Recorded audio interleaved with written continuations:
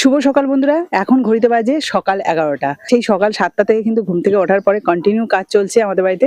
আর কি কি কাজ হচ্ছে তোমাদের আজকে একটু ঘুরে দেখাবো। তো প্রথমে আমি বাগানে চলে এসেছি, কারণ আমাদের বাগানেই কাজ হচ্ছে মেনলি। তো এই যে কলা গাছগুলো দেখতে পাচ্ছ, এই কলা গাছগুলো কিন্তু এই বাগানের মধ্যে আজকে বসানো হয়েছে। আর সবজি চাষের জন্য মেনলি কিন্তু আমি এই জায়গাটা ফাঁকা করেছিলাম। আমি যখন বিয়ে হয়ে আসি এখানে, তখন কিন্তু করম চা বাগান ছিল। তো করম চা বাগান দেখে আমার মনে হয়েছিল যে না, জায়গাটা ফাঁকা নেই, কেমন একটা জঙ্গল হয়ে আছে, কিছু সবজি চাষ করা যাচ্ছে না, সেই জন্য ওই জায়গাটাকে পরিষ্কার করতে হবে বলে আমাদের পুকুরে মাটি কাটিয়ে সেই গাছগুলো কেটে এই জায়গাটাকে ভরাট করে সুন্দর করে পরিষ্কার করে রেখেছিলাম। বাবা মা যেটুকু পারতো সবজি দু একটা করে লাগাতো, সেইগুলোই খাওয়া হতো। আমরা কিন্তু কোনোভাবেই সময় পাচ্ছিলাম না। দেখছি যে বাবার বয়স হয়ে আসছে আস্তে আস্তে, বাবা পাচ্ছেই না, সেখানে এরকম ঘাস জঙ্গল হয়ে যাচ্ছে এবং সবজিও ঠিকঠাক হচ্ছে না। তাই এবারে তোমাদের দাদাভাই ঠিক করলো যে কলা গাছগুলো থাকলে তাহলে আমার বছরে একটা ইনকাম হবে, কারণ কলা হলে বুঝতেই পারছো। আর তবে হ্যাঁ, এই জায়গাটা কিন্তু আরেকটা সুবিধা ছিল, মানে আমাদের প্যান্ডেল হতো, মানে আমার বিয়ের প্যান্ডেল, আমার ছেলের অন্নপ্রাশন, এমনকি দাদু ঠাকুমা মারা যেতেও শ্রাদ্ধ অনুষ্ঠানও কিন্তু এখানেই হয়েছে। এটা আর দরকার হবে না তেমন ভাবে, সামনে আমাদের জায়গা বেরিয়ে যাচ্ছে অনেকটা, এই জন্য কলা গাছ বসিয়ে দিচ্ছি। আর এদিকে দেখো, এটা প্রায় 1.5 বছর মতো না, 1.5 বছর হয়ে গেছে বেশি। আমি কিন্তু আমাদের রাজমাঠের যে নার্সারিগুলো যে রয়েছে, এই রথের সময় আমি এই গাছটা কিনেছিলাম। এটা পাতিলেবুরই গাছ। তো খুব বলে কয়ে নিয়েছিলাম, কারণ এর আগেও আমি গাছ বসিয়েছিলাম, হয়নি বলে কয়ে নিয়েছিলাম যে হবে তো ফল। তো উনি হয়েছিল, হ্যাঁ, ফল ফুল সবই হয়েছিল, কিন্তু সেগুলো সব ঝরে যেত। অ্যাকচুয়ালি এগুলোতে সেইভাবে যত্ন নেওয়া হতো না বলেই এটা সমস্যা। মানে এদের তো খাবার দিতে হয় প্রোটিন। দোকানে গিয়ে বললে বলে তোমরা খাসির মাংস খাচ্ছ, ওদের কই খাসির মাংস খাওয়াচ্ছ না। তো সেই রকমই আর কি। তো আজকে আমাদের একটা লোক ধরা হয়েছে, যিনি মানে আমাদের বাড়ির চারদিকে যা কাজকর্ম রয়েছে সেগুলো করানো হচ্ছে, তার সাথে সাথে এই জায়গাগুলো পরিষ্কার করে নিলাম। আর গাছটার গোড়ায় কিন্তু খোল ডিএপি সমস্ত কিছু আমার মানে কি বলবো, ফুল গাছের জন্য ছিল। হ্যাঁ, ফুল গাছের জন্য কেনা ছিল, সেইগুলো দিয়েই কিন্তু সুন্দর করে চারিদিকে দিয়ে দিয়েছে। এবং পচা খড়ের মাটি, খদ আর কি, যেটা জৈব সার হয়, সেই মাটিও চারিদিকে দেওয়া আছে।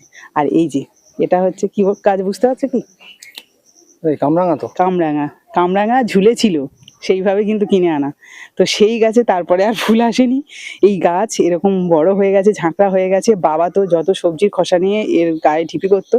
তো গাছটা বেশ সুন্দর হয়েছে, কিন্তু ফল দেখা দেয়নি। তবে ওই যে আজকে সব সার দেওয়া হয়েছে।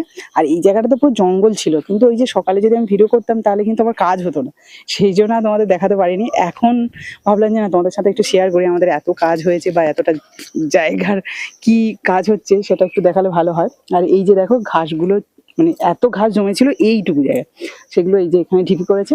আর এই সাইডে কিন্তু গত বছর 1 বছর হয়েছে না, সুপারি গাছ লাগানো হয়েছে, বেশ বড় সাইজের হয়েছে। আর এই যে দেখতে পাচ্ছ, এটা একটা কিন্তু লাল জামরুলের গাছ, এটাও আমি বসিয়েছিলাম। এর আগেও কিন্তু আমি পাঠিয়েছি, বিয়ের পরেও আমি কিনেছি। তো এই জামরুল গাছে 2-1টা করে জামরুল হয়, আর তেমন হয় না বলে ওখানেও কিন্তু আজকে সার দেওয়া হয়েছে। আর ওদিকে একটা তেজপাতা গাছ, আর 200 টাকা দিয়ে আমি একটা লেতি কুল বসিয়েছিলাম ওই কর্নারে। তা ওই কুল গাছ রোদ্দুর ছাড়া হয় না, ঢাকা পড়ে গেছে। তো সেগুলো তো ঢাকা পড়ে গেছে। আর হ্যাঁ, এই দেখো এখানে এটা 150 টাকা 200 টাকা দিয়ে, এই যে এইটা দেখা ভালো করে, এটা হচ্ছে সজনে গাছ। কেউ বলবে যে আমি গ্রামে থাকলেও কিন্তু সজনে গাছ কিনে বসিয়েছি, ভাবতে পারছো? তবে এটা সারা বছর হয় বলেছিল, সারা বছর হবে। পরে গিয়ে যখন বললাম তখন বললো ওটা দানার গাছ, তো একটু সময় লাগবে। অথচ বলছিল না, ওই যখন হবে তখন হয়তো সারা বছর হবে। উনি দাদা বলছিল যে রোদ্দুরে না পেলে ঠিকঠাক হয় না এইসব গাছ। তো দেখা যাক। আর আখ গাছ দেখে তো শুয়ে পড়েছে। আরো কিছু সবজি গাছ দেখাই তোমাদের, আজকে বাগানটাই ঘুরে দেখাচ্ছি। ভ্যারাইটিস গাছ আছে কিন্তু, বিনস গাছ, ঝিঙে, উচ্ছে, এখানে কচু দিয়েছিল। হ্যাঁ, আজকে বসানো হয়েছে। আর এই যে দেখতে পাচ্ছ, এই যে জামরুল গাছটা, সারা বছর এই জামরুল হচ্ছে, ওই যে দেখো। আর উপর দিকে আরো বড় বড় রয়েছে, কিন্তু এই ডালটা আজকে কেটে দেওয়া হবে। সবজি বাগানের পাশে যদি এরকম বড় বড় গাছ থাকে না, তাহলে কিন্তু সবজি হতেই চায় না। তো আমাদের এই যে জামরুল গাছটা একদম ঝুলে রয়েছে, একদম সবজি বাগানটাকে ঢেকে দিচ্ছে, তাই ওই গাছগুলো কেটে দেওয়া হবে আজকে। তো চলো, যেখানে কাজ করছে আমাদের আজকে কাজের লোক, সেখানেও তোমাদেরকে নিয়ে যাই। আর তার সাথে সাথে আমার রান্নাঘরের পাশেও যাচ্ছি, চলো দেখাই কি অবস্থা। আর এই দেখো না, ঢ্যাঁড়স গাছগুলো কি বড় বড় হয়েছে, মানে লেম্বু গাছ আমার থেকে আরো ডবল হয়ে গেছে। এখনো ফুল হচ্ছে, 1-2 করে প্রত্যেক দিন কিন্তু ঢ্যাঁড়স পাওয়া যাচ্ছে।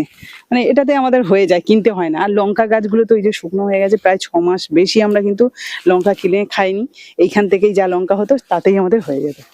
তো এই যে আমার রান্নাঘর, ব্যস্ততার মধ্যে তো সবাই থাকে, আমরাও থাকি, আর সেই জন্য রান্নাঘরটা আমার যেটুকু লাগে সেইটুকুই পরিষ্কার করা হয়, বাকিটা কিন্তু ওইভাবে পড়ে থাকে। তো আজকের ভাবলাম উনি এসছে যখন, মানে যিনি কাজ করছে ওনাকে দিয়ে একটু মাটি নিয়ে নিচ্ছি, কারণ আমার মাটি দেওয়ার লোক থাকে না।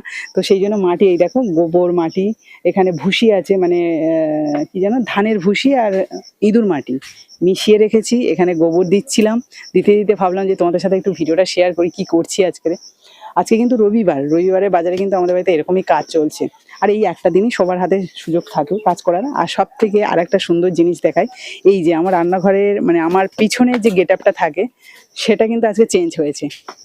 প্রথমে কিন্তু ওই পাটটা ছিল, কারণ আমি ওই পারেই রান্না করতাম, দেখা ওই দিকটা। প্রথমে কিন্তু এই পাটটা ছিল, এই পারেই আমি বসে রান্না করতাম। আমার পিছনে দুটো যে এই যে সাদা পাতা, মানে পাতা বাহার দুটো যে গাছ, অসম্ভব সুন্দর, কিন্তু দেখতে ভীষণ ভালো লাগে। তারপরে পুকুর রয়েছে, বুঝতেই পারছো। তবে হ্যাঁ, সকালবেলা সূর্যটা উঠলে এমনভাবে সূর্যের আলোটা পড়ে, আমার পুরো পিছনটা সাদা হয়ে যায় আর সামনে বোঝাই যায় না। তো সেই জন্য তোমাদের দাদাভাই মানে ক্যামেরাম্যান বললো যে না, ওদিকে হবে না, চেঞ্জ করতে হবে। তো সেই জন্য এদিকটা করলাম। পিছনে রয়েছে কলা বাগান, আর তারপরে কিন্তু এই যে আমার হাতের কারুকার্য কিছু রয়েছে, আর তার সাথে এই যে দু চারটে গাছ আমার কেনা রয়েছে, কিছু গাছ কুড়ে নিয়ে আসা হয়েছে। তো সব মিলিয়ে কিন্তু বেশ কয়েকটা গাছ আমি এখানে সুন্দর করে সাজিয়ে নিয়েছি। তো কেমন লাগছে অবশ্যই কিন্তু কমেন্টে জানিও। আর আশা করছি এবার সাবিত্রী কিচেনের মানে ব্যাকগ্রাউন্ডটা আরো বেশি ভালো লাগবে নাকি। আমি একটু এই যে বসছি, কেমন লাগছে দেখো তো। অবশ্যই ভালো লাগবে, ভালো লাগবে, সুন্দর লাগছে। আর রান্নাঘরের পাশে কিন্তু এই যে বাঁশ বাগান ছিল, এখানে একটা বড় বাঁশ ঝাড় ছিল, আর পাশে একটা ছিল। আপাতত এটাই হচ্ছে টেম্পোরারি একটা কাঠের ঘর। আর এই যে বাঁশ ঝাড়ের এই যে কিছুটা অংশ আছে, আর কিছুটা অংশ কেটে নেওয়া হচ্ছে, যখন কাজে লাগে তখন কিন্তু বাঁশ কেটে নেওয়া হয়। আর এই যে আমাদের পাড়ে সব গাছগুলো জঙ্গল হয়ে আছে বলে, এই দেখো পুরো জঙ্গল। আর এই জঙ্গলেই এই যে বাবা আর এই যে উনি আজকে কাজ করছে, তো এই গাছগুলোকে কেটে দিচ্ছে, কেটে একটু পরিষ্কার করে দিচ্ছে। এতে করে কিন্তু পরিষ্কার যেমন হচ্ছে, তেমনই কিন্তু এই কাঠগুলো মানে আমাদের জ্বালানিতে লেগে যাবে। দাদা শ্বশুর হচ্ছে কি এইসব নারকেল গাছগুলো বসিয়েছিল।